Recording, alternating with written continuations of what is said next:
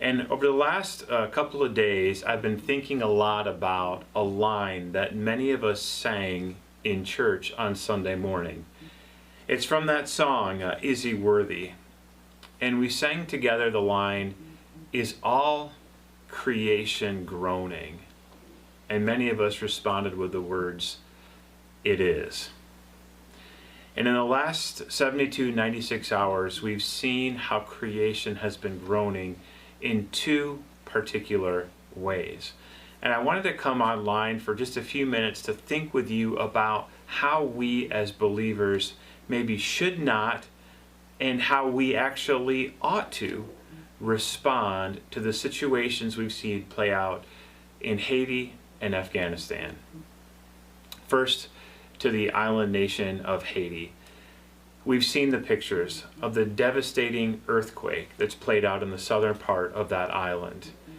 Terrible devastation. Now, up to 1,500 people may have lost their lives, and that toll may increase from here. Buildings crumbled, people crushed. And then on the heels of the earthquake, the potential of tropical depression Grace causing rain, flooding, perhaps mudslides in that area. And we wonder why God would allow something like this to happen. On the other side of the world, in Afghanistan, the government that our nation for 20 years was trying to build up fell almost overnight to the Taliban. And fighters with guns and other weapons came racing into the capital of Kabul.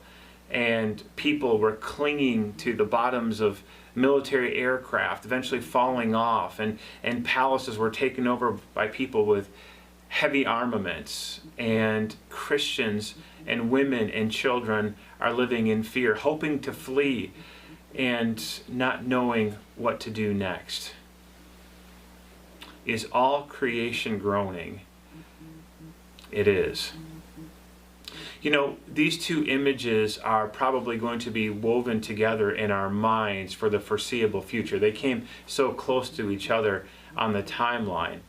And we as human beings, not just Christians, but human beings, are always trying to process the why of this.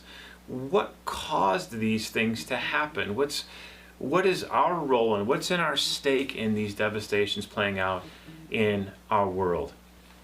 Well, I think one of the things that we always want to do first, but I think we need to be careful about, is assigning blame.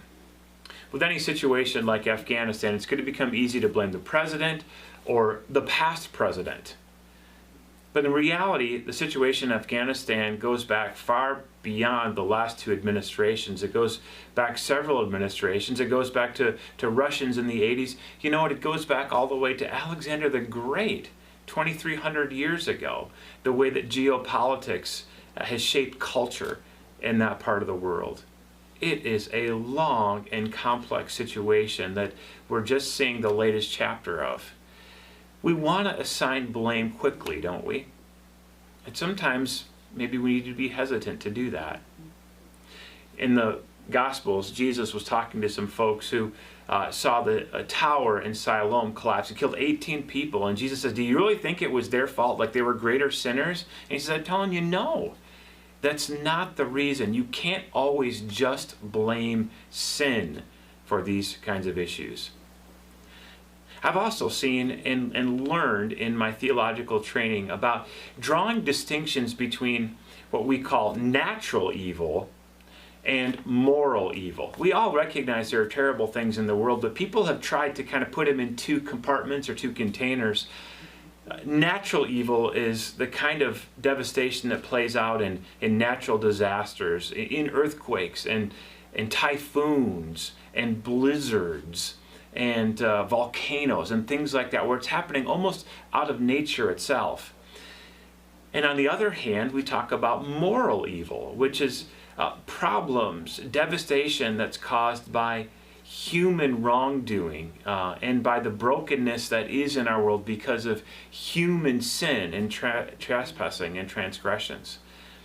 And just yesterday I was thinking about the fact that it would be easy for us to say, hey, the Haiti situation, that's all natural evil, that's no one's fault that just happens, right, in the world. And the things with Afghanistan and the Taliban, well, that's all a people problem. But I think that it's actually more complicated than that. And maybe these two things are blending together in some kind of a way.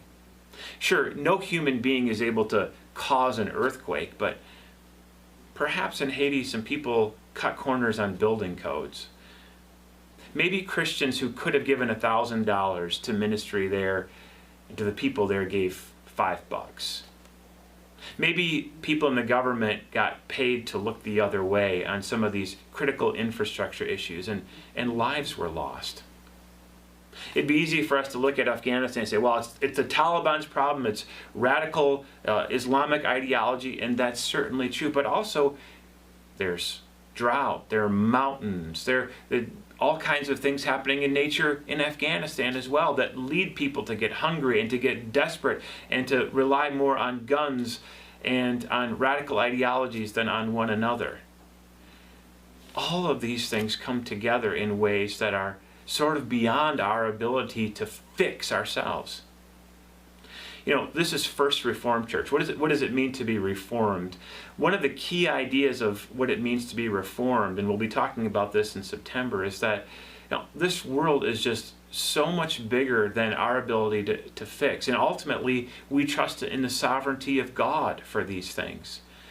God is the only one who can ultimately heal the world from all of these complexities that go back thousands of years and hundreds of feet into the ground, and with the butterfly effects of where a hurricane lands and where it doesn't land.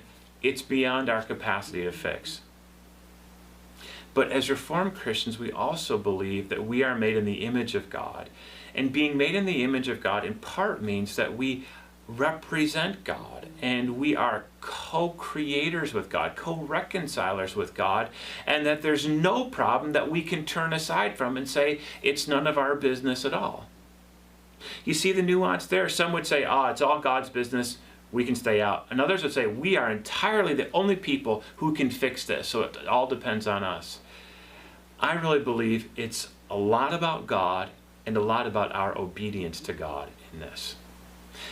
So I've been thinking, how can we respond to these twin terrors that are playing out in our world? I think it's by recognizing both sides of that issue, what it really means to be reformed.